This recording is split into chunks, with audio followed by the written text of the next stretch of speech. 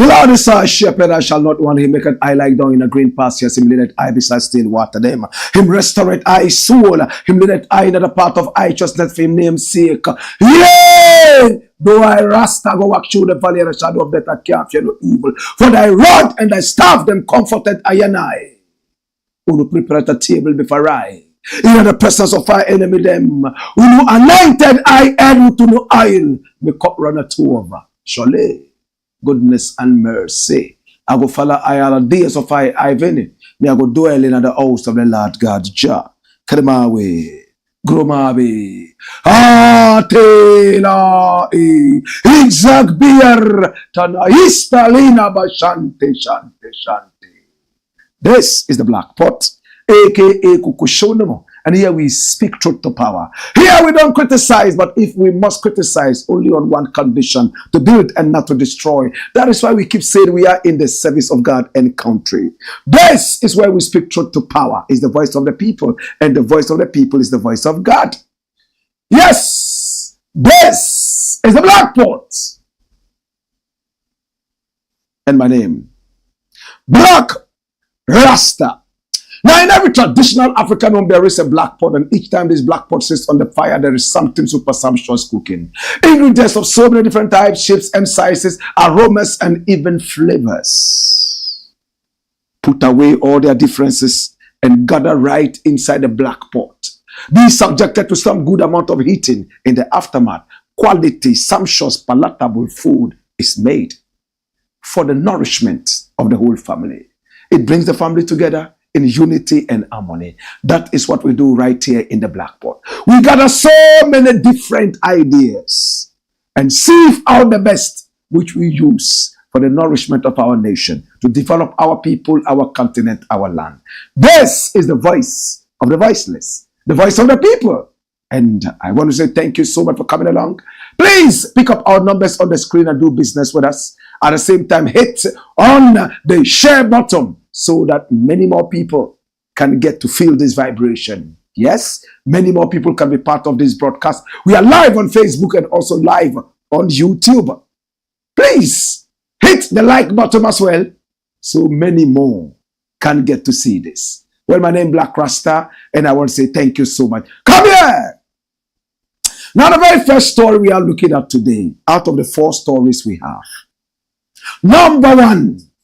Court orders Aremeyaw Anas to remove veil. Edit it out. Axe, take it out. Court orders Aremeyaw Anas to remove a veil. Oh my God. Now, Aremeyaw Anas is an investigative journalist. We all know Aremeyaw Anas, right? And when he appears in public, where he's expected to be, this is what he looks like. That's Aremeyaw Anas. He has a veil covering his face. And he has explained several times why he needs to have this veil. He says there are bad guys, and his mission is to shame these bad guys and get them punished. But if you are ready for war and you love peace, then you know that you are on the way to success. But where you just love peace and you are not ready for war, you might just fail. Because there are many people who profit from wars. And if you want to bring about peace, it means they are going to lose. They sell their weapons of war to make money. And if there is peace and no war, how do they make money? It's the same thing as the man who sells coffins. If for so many years in a certain area nobody dies, he will start crying because his business is dying. For him, he would want to see many more people die, so his coffin business can prosper. Think about it. Aremeyaw Anas is an anti-corruption campaigner. He shames after naming all the bad guys, and the bad guys always come after him. So to protect his identity, he has this veil right in front of his face every time he appears in public. He has this distinctive voice. My brother, my sister, a few years back, Kennedy Japan, a then sitting MP, criticized Anas and only called him a land guard. He said he was not, in his own words, an investigative journalist. Even the courts of Ghana also ruled in favor of Kennedy Japan in the days of Nana Akufo-Addo in power, and said that Aremeyaw Anas is not an investigative journalist. He is a criminal. Aremeyaw Anas has fought this time and again. Many people in Ghana still believe him that he is an investigative journalist from the dossier he has built for himself in the past. He has links with the BBC, Al Jazeera, and even DW, who believe that he's doing a good job. It looks like a lot of people still believe in Aremeyaw Anas. One of his biggest exposés in recent times, number 12. And number 12 was just looking at corruption in our sporting world right here in Ghana. Sporting arena. The then president of the GFA, Nyantechi, my brother, my sister, had demanded 12 million American dollars from a certain Sheikh Al-Thani, who Anas had presented to him, unbeknownst to him, as a very powerful businessman who was ready to invest in the sporting arena in Ghana.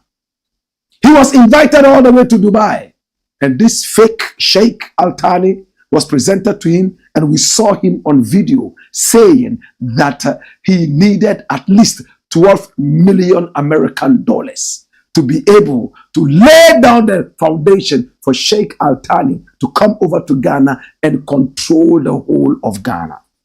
He was ready to sell Ghana to a sheikh for 12 million American dollars. This matter has gone to court over and over. And because of this expose, Nyantechi was sacked as the GFA boss. At the same time, he was banned from taking part in any sports administration around the world by CAF and even other higher international bodies. From there, he went into politics, joining the NPP. He ran for the primaries of the NPP in Ejusu and lost flat, what in Ghana we call potong. This is Kwesi Nyantechi. He's still fighting desperately to clear his name. A name that was not cleared by the then president, Nana Akufo-Addo, and his vice president, Dr. Mahmoud Bawumia. Will the name ever be cleared? Nyantechi is now a desperate man. He claims that Aremeyaw Anas actually demanded a bribe from him after it came out that he had been recorded saying all those things that he said. But he couldn't afford the amount of money Anas demanded to drop the story. He paid part, which was returned to him after. But he's not been able to actually come with evidence, hard evidence. Aremeyaw Anas has denied it and has come publicly to say anybody who thinks that he, Anas, is corrupt and not an investigative journalist should come forward and prove it. From that time, we haven't seen anybody like that yet. Now the courts are saying something because Kwesi Nyantechi has gone to court and he wants desperately to see the face of Aremeyaw Anas in court. Anas does not want to show his face for obvious reasons, but many people are against Anas not showing his face. It looks like the courts finally want to unveil Aremeyaw Anas. This is coming from Ghana Web. Court orders Aremeyaw Anas to testify without mask in Nyantechi trial. And this was published today, the 30th of January, 2025. So it's hot news. Now, the Court of Appeal has ordered investigative journalist Aremeyaw Anas to appear in court without a mask in the ongoing case against former Ghana Football Association, that's GFA President Kwesi Nyantechi.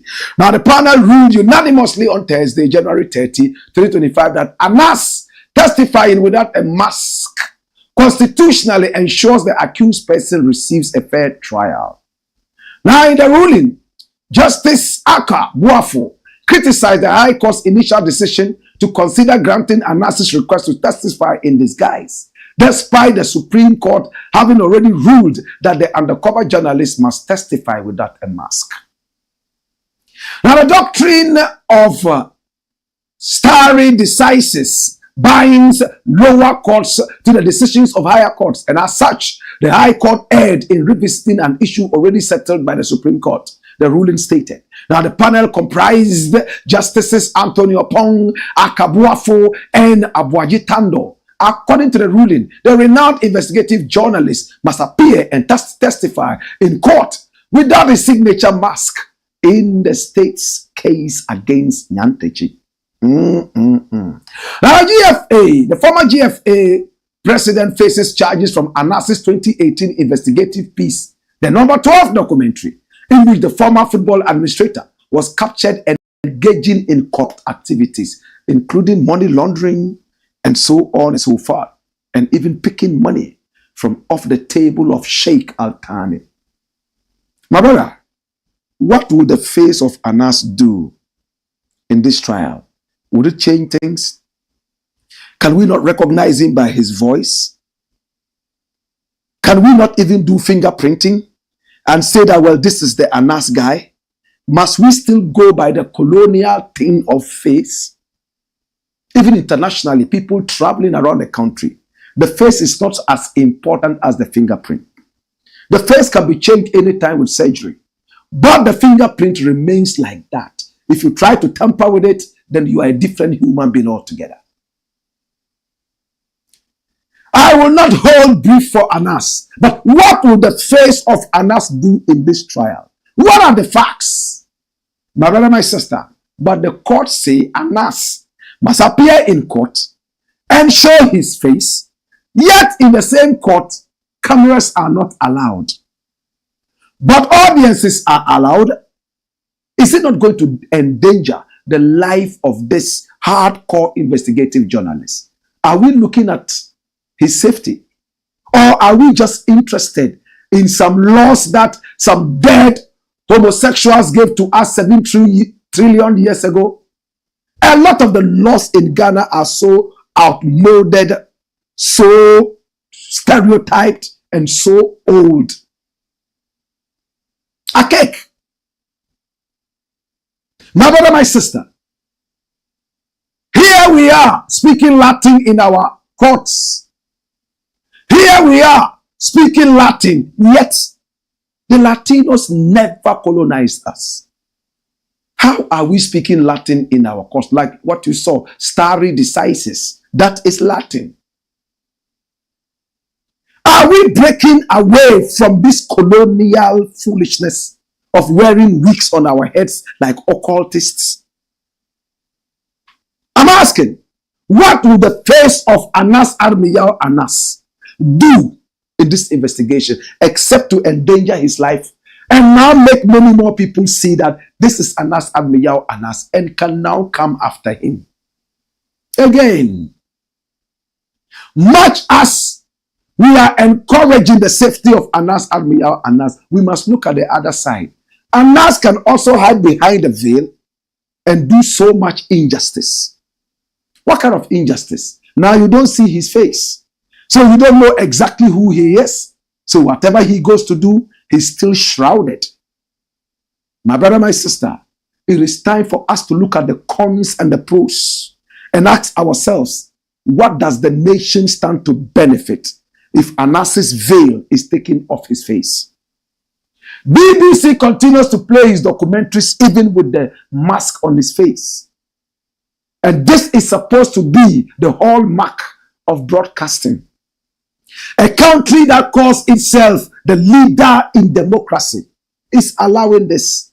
And we are not allowing it in our country. We must have some good reasons we are not allowing this. Yet everything in Ghana is so British. After all, they colonized us. Is that the end of Aremeyaw Anas? Or after this, he will go for a certain plastic surgery. Or he might wear a certain mask on his face every time he steps out in public. I know Aremeyaw Anas. I have spoken to Anas several times. I know Anas even when I see his shadow, without his veil. But does that change Anas, Aremeyaw Anas? Does it change him? It certainly will not change him.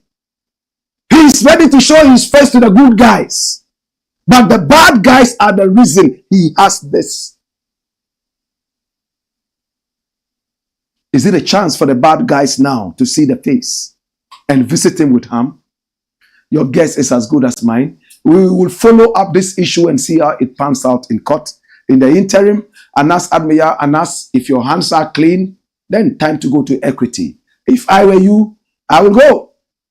All you need to do is to also disguise yourself in another way. How do you do it? You can go in cornrow. Yes, you can also go with a certain makeup that can change you in one way or the other, yet it is you. There are so many ways to pamper the cat. I'm vegetarian and animal rights activist, so I don't kill cats. There are not so many ways to kill the cat. There are so many ways to pamper the cat. My brother, my sister, Anas, over to you. It's the Black Pot, aka Kokoshonomo, where we speak truth to power. Shall we look at the next story before we take our very first break? Now, the next story we are looking at is interesting. Deputy Speaker confesses taking cash for vetting. I'm talking about the former Deputy Speaker of Parliament. Joe Wise, they call him. If you ask me if his name really describes him, I will disagree. I don't think it's as wise as his name says it is. And that's my opinion. I can give you a trillion reasons why I think that the wise in his name there does not really describe him. And I say that without fear. This is Joe Wise. What is Joe Wise saying? Now, for some time now, we have been talking about the vetting committee members taking some bribe. Oliver Barker-Vormawor was at the receiving side of the parliament yesterday when he went in there, and in my opinion, he was cowered into submission and he had to apologize as ordered by the chairman, and he fall, so he could walk out unscathed. Today we are hearing about some money changing hands during the vetting of some appointees. And Joe Wise is the author of this story, allegedly. Appointments committee members received monies from chief of staff. Joe Wise confirms, and this one too was published today, Thursday, the 30th of January 2025 by Ghana Web. Run it, my youth. Watch this. Now, the former first Deputy Speaker of Parliament, Joseph Osei-Usu, has provided insights into how members of the Appointments Committee receive payments to facilitate their work. Speaking in an interview on Joy News on January 29, 2025, Osei-Usu, affectionately known as Joe Wise, recalled his time as chairman of the Appointments Committee. He shared that the chief of staff typically provides committee members with money, usually after they have vetted ministerial nominees, acknowledging that these monetary payments were intended to facilitate the committee's work smoothly and efficiently. According to the former member of parliament for Bekwai, such actions should not be linked or described as bribery. He expressed his strong disapproval of such claims. Joe Wise further explained that the payments from the chief of staff do not influence or sway the committee's decision-making during the vetting and subsequent approval of ministerial nominees, emphasizing that these payments do not give any nominee an unfair advantage. When I joined, that shit, they talked to us as if we were little kindergarten children. Listen to what he's saying. You're wise. When he was chairman of the appointments committee, the chief of staff gave them money, cash, to facilitate their work as the appointments committee. What sense does that make? Are you not parliamentarians? Is it not part of your duty to do this? Why do you receive extra pay? Is it because other parliamentarians are away and you sit down and work? Should you not be proud that you are serving the nation as a parliamentarian? Whilst others are even sleeping, yet at the end of the day, they say they give them money to facilitate the work they do. What work do you do? What is the money for? Is it transportation? Can they give you fuel or fuel coupons? Must they give you cash? What else? Food? Why don't they serve you food or food coupons, but they give you hard cash? What is the source of the cash? Is it from the taxpayer? Is it from the nation? You are given these monies and you claim that this cannot sway you. What a joke. Who is the chief of staff anyway? The chief of staff is always appointed by the president. Therefore, it becomes a partisan thing. If money is coming from such a partisan outfit to you to vet members of their party that they have put before you, is that not worse than bribery? Don't joke with us. When I see guys like this who are said to be wise and they come and make such utterances, I look at them and say, what do they take us for? Some idiots? Or they think they're the only people who have some little brains? My brother, chief of staff is always picked, hand-picked, cherry-picking by the president. He puts him there. Another president comes. He's one of the first people that will be fired. So he will bring his own chief of staff. It's very partisan. This person comes in there. Now they have provided appointees for you to vet. The same chief of staff is now dishing out money for the same people they have brought for vetting. And you say that is not a bribe. What is it? And that it cannot sway you. It cannot sway us because, you know, it's government money and we are working. And for that matter, with this work, it's just facilitating. What are you using the money for? Can you tell us? To eat a punching cracker? Can we not give you fuel coupons? Can we not give you food coupons? Can we not even have catering in the Parliament House for this?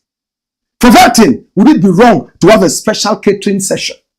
Serve yourself. When you go on break, you go and eat. They serve you nicely and then they give you drinks, whatever. Then you come and say, must they give you money? What is the money for? I take an exception to that. Serious exception. Please, let us demonetize our democracy. The monetization of our democracy, my brother, my sister, is demeaning the value of democracy. Everything in our democracy is money. If anybody comes to cough a prayer, we give the person money from the taxpayers' coffers. If anybody shakes hands with the president and says, Mr. President, God bless you, he takes money for just saying, thank you, Mr. President, God bless you. What work are you doing that needs you to be paid from the taxpayers' money? That you go and sit down there and vet people. Is that not part of your work? Are you not being paid for the work already? Or is it because some people are sitting at home and you have been brought in to come and say, it should be a rare privilege. It's enough to give you food there. It's enough to give you drink. It's enough probably to even give you fuel coupons and not cash. In some countries, to give somebody cash is a big insult. In America, in England, money, people value gifts and things like that, and not money. Because money has the strong tendency of corrupting the person. If I'm wrong, tell me I'm wrong.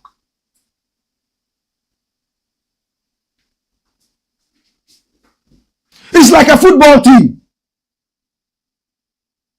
Only 11 players can play at a time. So those on reserve, should we say that because they are not playing, those who are playing should be those that would have something? When a football team wins, every member of the team gets the same thing.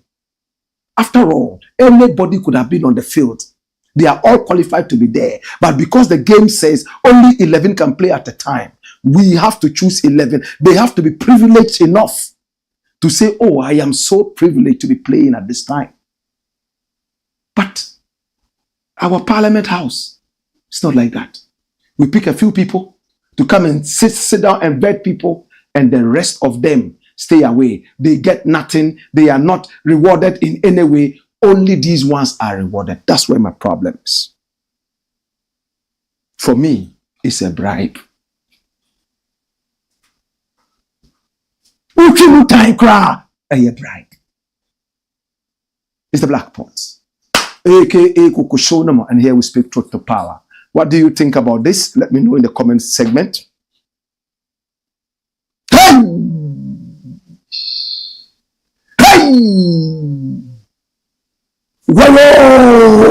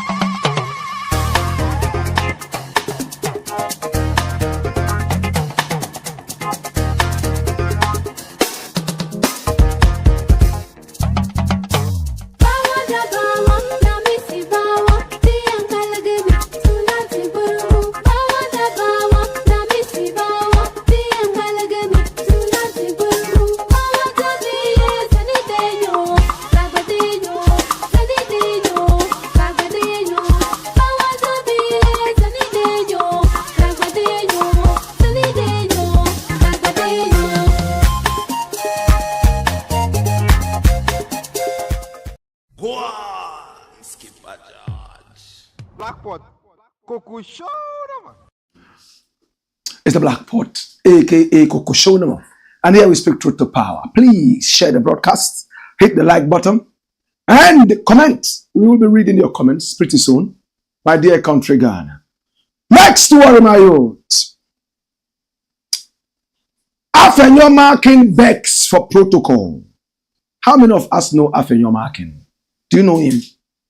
I'm asking you, do you know him? He was the majority speaker, the leader of the majority caucus in parliament, in the Nana Akufo-Addo government. Now he is the leader of the minority in parliament. He doesn't like the word micro-minority, but once in a while I'm told that he uses it. Whatever he is, I think he's a very strong figure, and I think he's quite brilliant. He has excesses like all of us, and he said something that needs to be revisited. Run it, my youth. Watch this. Oh my God. And this one is coming from Graphic Online. It says, Afenyo-Markin to Defense Minister designates. Don't deny me protocol for grilling you. Don't deny me protocol for grilling you. And this was published yesterday, the 29th. Run it, my youth. Now the minority leader in parliament, Alexander Afenyo-Markin, has urged Defense Minister designate Dr. Edward Omani Buama not to deny him a protocol allocation due to the intense questioning he faced during his vetting. His remarks followed a tense disagreement during an appointments committee session on Tuesday, January 28, over a document he presented to Dr. Buama regarding the latter's comments on the Ghana International School land issue. Dr. Buama had previously condemned what he called the activities of land looters under the new Patriotic Party administration following an attempted land grab at GIS in Cantonment, Accra. Now, the school's security and local police successfully thwarted the attempt. At the vetting session, Mr. Afenyo-Markin sought clarification on these comments, prompting a heated exchange.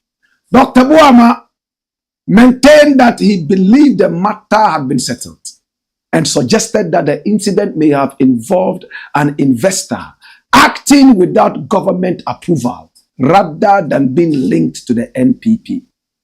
But I said, I don't believe that kind of situation is the case. And I promise here that I will investigate it as a citizen of Ghana to get to the bottom of it. So if I felt we had settled this matter about GIS now, he explained. Mr. Afenyo-Markin, however, insisted that the nominee's initial response had not fully addressed the issue, warranting a further probe. As tensions rose, Mr. Buama questioned whether Mr. Afenyo-Markin was abandoning the GIS land issue.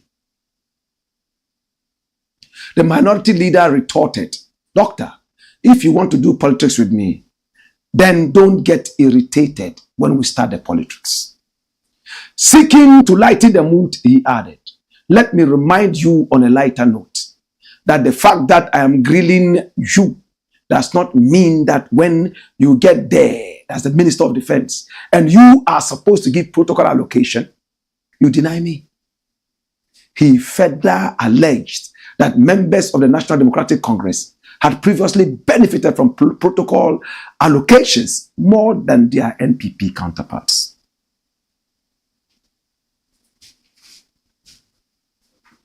What is protocol allocation? Many more qualified people are in the queue, but by virtue of the fact that you know somebody in high positions, they make you jump the queue and go to the end of it all, where absolutely or very little vetting is done and you are pushed in there. Protocol allocations, most of the time, if not all the time, end up with square pegs in round holes. And this is a minister of state, a former majority leader in parliament, speaking for the majority caucus. An MP who is supposed to be called an honorable, saying without shame in public and on record that when this minister gets there and he comes to him for protocol allocations, he shouldn't deny him. After all, when his party was in power, this other minister designates party benefited from the so-called protocol allocations. Oh, what a shame. And these guys want us to call them honorables. Are they not corrupt and corruption minded?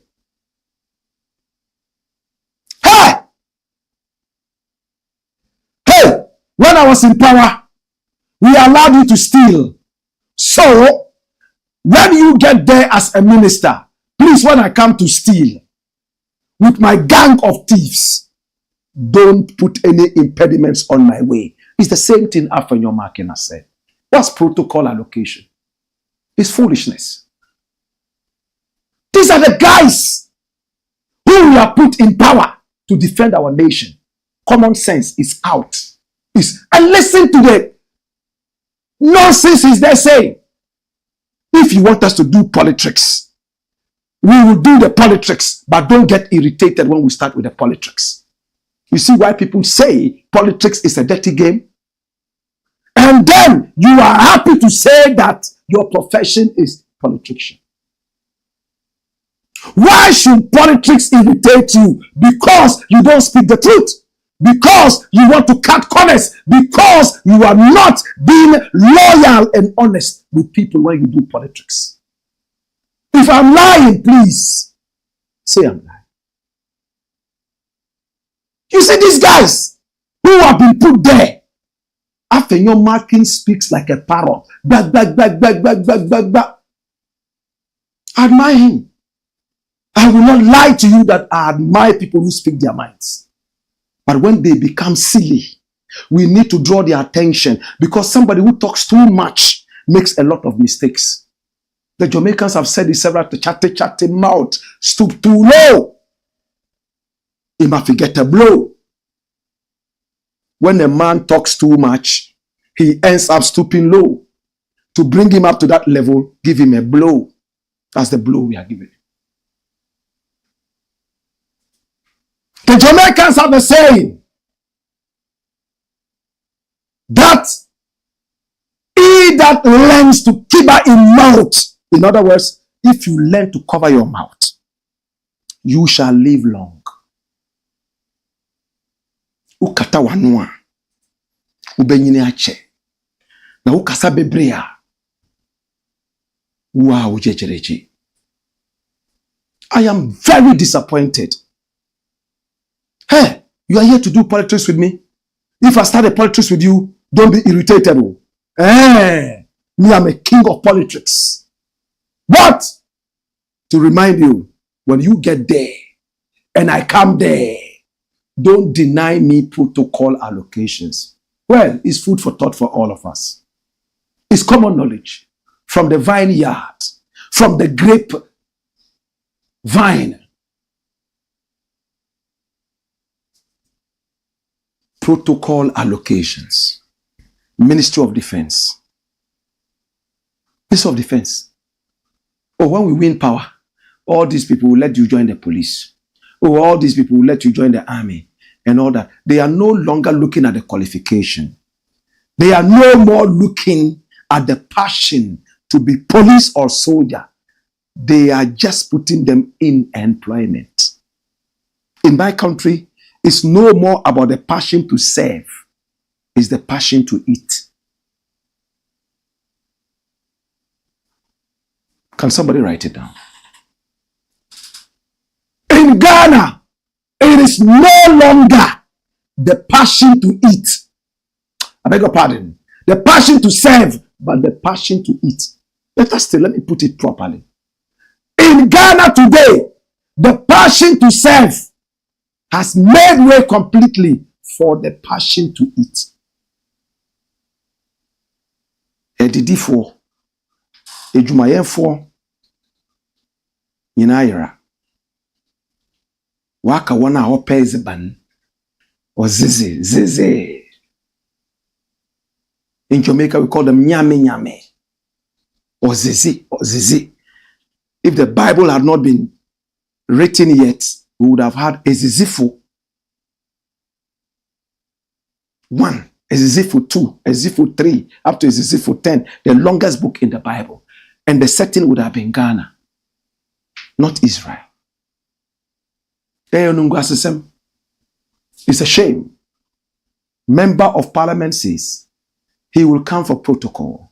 And when he comes for protocol, and I explain to you what protocol allocation is, undeserving allocations, most of which are unqualified. There are so many qualified people in the queue, but because you know a big man, you jump the queue all the way to the top. They ask you who brought you, not what qualification you have. Oh, is this person? Oh, and they're called. So it's a game of chess. This political party comes, we give them allocations because we are brothers. This other one comes, we do the same thing. And Ghana is the country that suffers. May fire burn them. Wicked people, change your ways. It's the Blakk Pot. When we return, we take the final story and we are done. Hey! Hey! Whoa!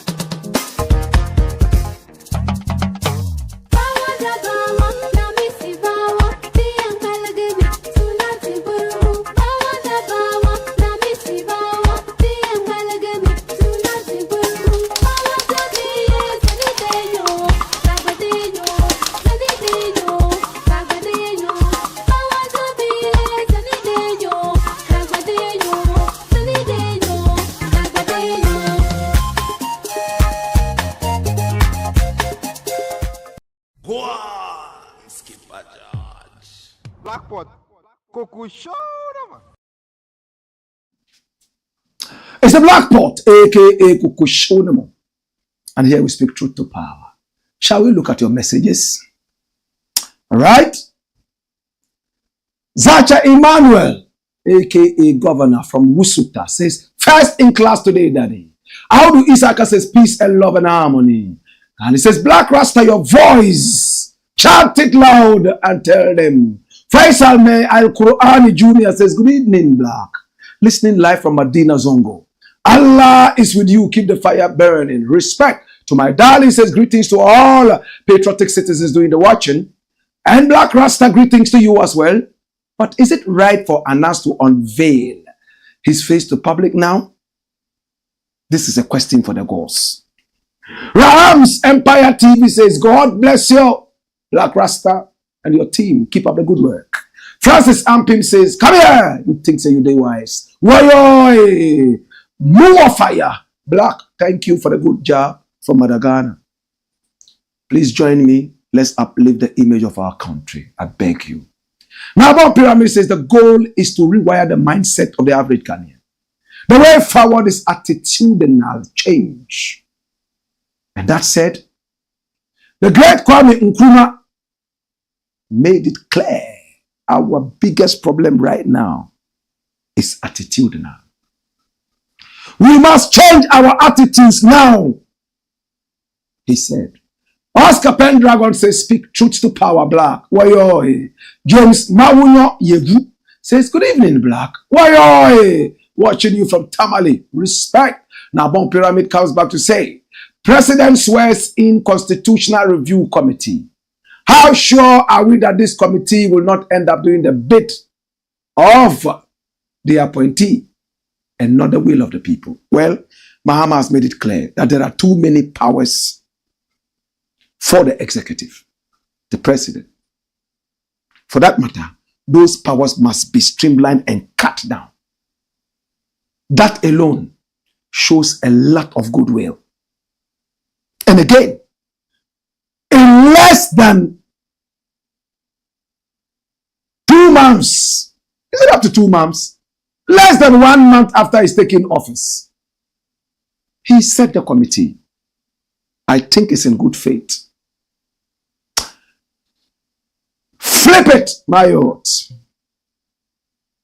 All right. Now, Bon Pyramid says, are they not going to second what the president tells them and not what we the people want? Well, we live to see, and we shall see. Royal Anchor TV says, can they guarantee Anas's safety? Good question. Good question. Good question. Good one. Can they guarantee that? Now, Bon Pyramid says, watching this show live from the countryside of Tumu, the capital of the world. Oh, yes. And we from Dollington, Dolenbezon, are so happy that Tumu is the capital of the world. Abdullah Suleiman says, I salute Brother Black Rasta. Salute. Abdulaziz Rahim Ukwejo says, good evening, Black. I didn't attack the Chief Justice. I criticized her, and she's not above criticism. Sam George said that. I did not attack the Chief Justice. I criticized her, and she's not above criticism. Mubarak NBK says, Ghana first, truth first. Yakubu Usman said the judiciary means to get Anas long time.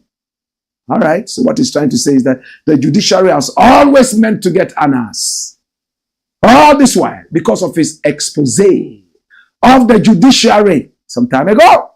So this is a golden opportunity for them. He exposed the Ghanaian judiciary. Some lawyers and some judges took goats and some small cats to free hardened criminals. Shame. Yao Oduro Nti Nyama says, hello, great legendary African teacher. Black Rasta, the ancestors are in full support of your powerful liberation job. From Zurich, Switzerland. Yao Oduro Nti Nyama. And he ends up with a signature. Wayoy! Ebenezer Akandurugu, I salute you. He's a journalist that I love and I admire so very much. My brother, one of these days, let's meet and eat some good food as a way of saying thank you so much. Yeah? Preach on, King, he says. Ebenezer Akandurugu is passionate about Northern music and he knows that they are so underprivileged. So he's pushing a lot of Northern artists with his writing, his pen and paper. Abdulaziz Rahim Upejo says, Afenyo-Markin interrogates Sam George on his comments about the Chief Justice regarding the LGBTQ plus bill. Tomorrow we shall look at that. Ebenezer Akandurugu says, if these payments did not influence the vetting and approval of these nominees, why was Howard Kumsin approved? It's a question for the gods. This is for Kofi to answer. If Kofi cannot answer it, let's take it to Tunogopo and speak with the Pelepeji. Harold Ochri Tutu says, yeah, thumbs up. All right? Alajibu Yurubushal Savulugu. We are Nebo Yurubushal Nikongorong Mana. Good evening, Blakk RASTA. I'm watching you live. Ebenezer Akandurugu is on fire today. He says, were they not giving a sitting allowance? Sitting allowance. Why collecting gifts from the presidency? These guys are big time jokers. Alpha Muba says, good job done. Alhamdulillah. Alajibu Yurubu shall Savulugu. Kaula, Nitadabai. Last story, and we are done. Keep your messages coming in. And look at the story. I'm asking a question. Are we stopping Galamsey or we are halting Galamsey? I want to know. What is Galamsey? Illegal mining. It played a central,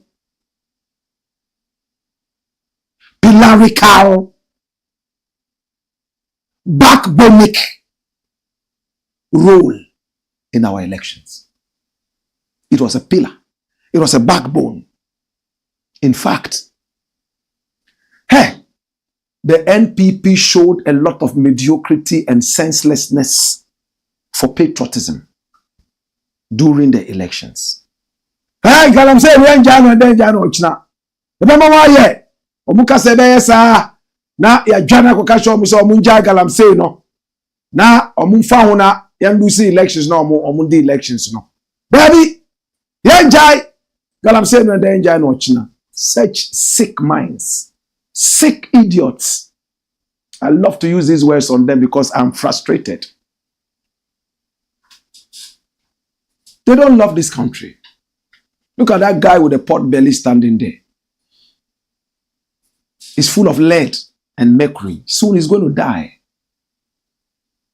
Asasiya is fighting them back for dismantling these wonderful flora and fauna. Mahama went during the elections and he was very careful about this Galamsey issue. He said, yeah, you know what we're going to do? We're going to stop immediately Galamsey and mining in water bodies and near water bodies. Mahama has released a statement via the Environmental Agency. Press statement from the Environmental Protection Authority. Press statement. And what does it say? Call to cease mining activities in and around water bodies. Now, the Environmental Protection Authority, EPA, is deeply concerned about the alarming increase in mining activities within and around water bodies across the country. This is a critical issue that threatens the health of our environment, now the safety of our citizens, and the sustainability of our natural resources. Recent reports and inspections have revealed the ongoing devastation of mining activities in and around our water bodies. A practice that poses significant risk to our ecosystems, public health, and future generations. All mining activities must strictly comply with the environmental laws of Ghana, including obtaining the necessary permits and implementing sustainable mining practices that minimize environmental impacts. Call to action, dash it away. So, to be honest with you, my brethren, it's difficult for me to understand some of these things. EPA sits down and watches all the mining along our rivers. Anywhere you drive around in Ghana, any water body you see becomes milky. I was flying from here to the Ivory Coast just a couple of months ago, and all the water bodies, even in the Ivory Coast, milky. Galamsey activities, illegal mining. You are releasing a statement telling who to stop. 99% of all those people you have released this statement to cannot read and write. Because our educational system has become a joke. We treat our students and children in the schools worse than prisoners. Another day I'll go into it. They are those we are writing to. It's like a guy who goes to a Chinese court. He doesn't speak Chinese. They keep arguing in Chinese. At the end of the day, they sentence him to 10 years imprisonment. He's not been given the opportunity to actually defend himself. It's denial of justice. My brother, what is Blakk RASTA saying? Who are supposed to administer the laws, defend the laws, and make sure that the laws are not just words written on paper? The police, the judiciary. What is the police doing? My brother, police will sit down. Soldiers will join them, go to these Galamsey fields, and the policeman is paid 1,500 Ghana cedis at the end of the month as his salary. First day he arrived at the Galamsey site, the leader of the Galamsey gives him 20,000. It will take him 5 months to earn that salary. They give him food that he will never be able to eat comfortably from his pocket. They give him a very beautiful accommodation to stay in, and they get 2 prostitutes and push to him. At least it's a different taste from his wife or girlfriend. You think this man can fight Galamsey? Let's be reasonable. The only thing that can fight Galamsey is patriotism. You can go and shoot them and kill them. You can go and sit down and be watching, vigil, 24 hours. Uye, duakra, ubetonko kakra. Omumuse watonko kakra. He will come and dig it. The only way forward, my brother, is for us to instill the power of discipline in the youth coming up. In America, patriotism is so huge. Today I listened to a speech by Ronald Reagan talking about immigrants coming into their country. America is the only country in the world, according to him, where people who are not Americans, they don't even care where they are coming from, come into America, live in America for some time, and naturally they become Americans and have the same rights as every other American. He asked a question. Can you go to Japan as a Ghanaian today? You can live there for 6 million years, you will never become Japanese. No way. Can you go to China? Hey, you can marry 1 million Chinese women, you will never be called Chinese. Are your eyes small like the Chinese? Do you have little penises like the Chinese? How can you call yourself Chinese? Like Jamaica, they say out of many, one. America is like that. I see Chinese in America and they say they are Americans. I see Japanese in America and they say they are Americans. I even see igloo living Icelanders in America who claim they are Americans. Hi! And you know what Reagan said? He said that those immigrants who come here, they are even more patriotic than the born American. Hallelujah. It's like somebody who just got converted into Christianity or Islam. Their faith is so high. We need that in Ghana. How do we do it? Self-pride, national pride. When your child is born, tell your child that, listen, you are so privileged to be born in this country as a Ghanaian. You are a proud Ghanaian. Tell them every now and then as they are growing up. And see what they will become. But the average Ghanaian will say, Miri onyim krano, me uncle be our America, yambe piano kabia. Oh no, makacha no sa se oma miri kra embe wo America ona me banya America ni. Sa papa no. Abefu ase no, yambe piano kabia. You see. Ghana for die. Ghana ni die. Oh, bibi ni die. Huyari! Tie!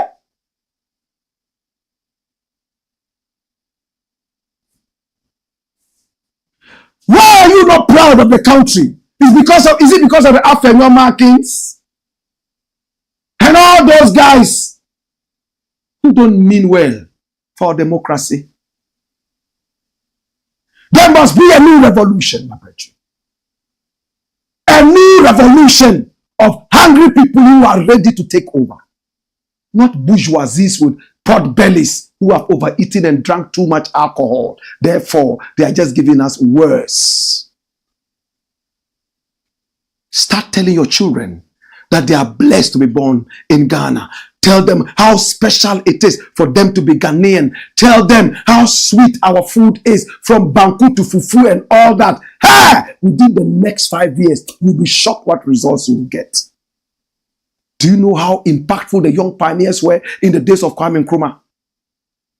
When I mean to me a politician no. Because if I ever take any political post, now ubana uchire me party card. Na man di u party card no so a. Beko akoka food soldier say we dey call no officer or justice. Politics is justice be ani ho. At least Afenyo-Markin has told us. Yorazi Yakupon Shrahenda. Minkasapi in the voice of Kwame Nkrumah. Minkasapi. One time, Miss Minkasapi. I can go for Miran and I can go for Mekan Fante. Happen. Yorazi Yakupon Shrahenda. Shall we look at the final messages and we are done? Haruna Inusa says, good evening, my mentor. Watching you live from China as usual. I support Anas to some extent because there are some of the things our country deserves. But my question is Anas's work appreciated? Most of the work he does, little attention is being paid to that. And in most cases, the culprits are allowed to be unpunished. So I ask myself, do we support corruption? The only person who supported the wish to work wholeheartedly with outcome of Anas's videos was the late President Mills. In fact, Nana Akufo-Addo also promised to do that, but he never did it. Who even stated in his speech that he was waiting for Anas's video, but unfortunately he met his untimely death. In fact, one of the most patriotic presidents who truly had Ghana at heart in the Democratic Republic of Ghana is the late President Atamios. May Allah protect all those that fought and those still fighting in the interest of the country, but not for their selfish interests. May I say Allah's guidance and protections be upon you for your good work, Mr. Blakk. Ibra Kadabra. Ibra Kadabra. I like that. I almost said abracadabra. Blakk Rasta, you are indeed an honest man. May the Almighty Allah prolong your life on this earth so you can reach out to a lot of people so they can learn from your sermon. Amen. Alajibu you shall savulugu. Only one black rasta in Africa. Kai Angmajire. Black rasta. Zain Konko. Wait. Angmajire. Tuma black rasta. You are right. It's a bribe. The parliamentarians are not children. That should be given tokens. Ha ha ha. Ah ha ha ha. They have been taking the taxpayers' money. Watching you from Ontario, Canada. Alexander Kwesi. Tuma. Killer Bobo. Says, let the fire burn. Alexander Kwesi comes back. Their payment is not from a production line.